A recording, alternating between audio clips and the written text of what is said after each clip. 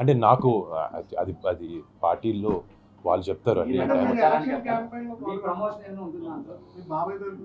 అంటే నేను చాలా సందర్భాల్లో చెప్పాను 100%.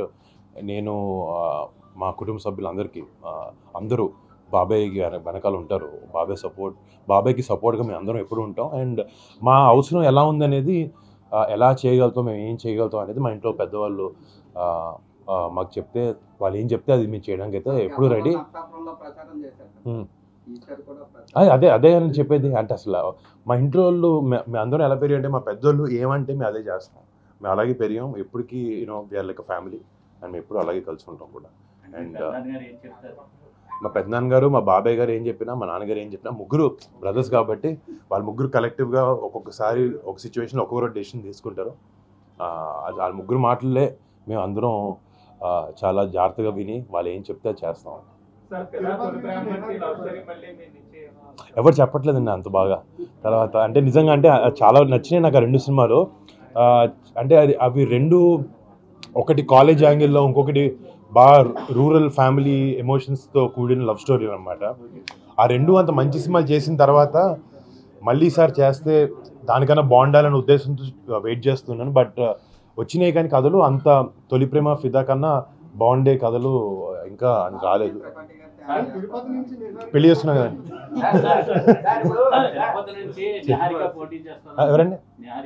మా చెల్లి నిన్నే యాక్టింగ్, అదంతా ఏదో సోషల్ మీడియాలో సగం చెప్తారు.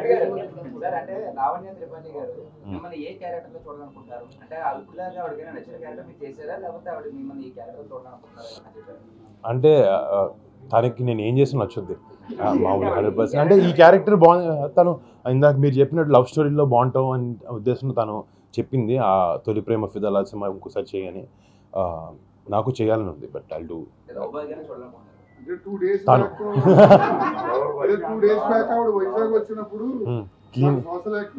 అవునండి,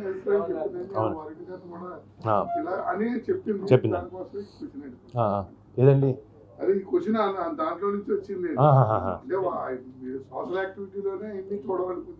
అలాగా. అది బయట, అది నిజ జీవితంలో ఆబ్వియస్లీ సోషల్. సినిమాల్లో అంటే ఎంటర్టైన్మెంట్ కాబట్టి రకరకాలవి. ఒక యాక్టర్గా ఇందాక ఆయన చెప్పినట్టు ఒక యానిమల్ లాగా, లేకపోతే ఒక ఫిదా లాగా, లేకపోతే ఒక బాహుబలి లాగా ప్రతి యాక్టర్కి కోరికలు ఉంటాయి డిఫరెంట్ క్యారెక్టర్స్ చేయాలని. అది ఆబ్వియస్లీ మనం ఎంత బాగా రాణిస్తాం అనే దాన్ని బట్టి చూసి ఎత్తుక్కుని మంచి సినిమాలు చేయాలని మాత్రం ప్రయత్నంలో ఉంటాం.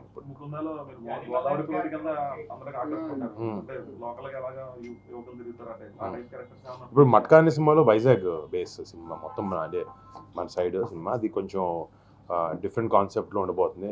అదే అప్పుడు మట్కా అనే గేమ్ జరిగేది కదండి 80s. దాని బేస్ మీద గ్యాంబ్లింగ్ బ్యాక్డ్రాప్ మీద చేస్తున్నాం సినిమా. నమస్తే, thank you so much. Thank you.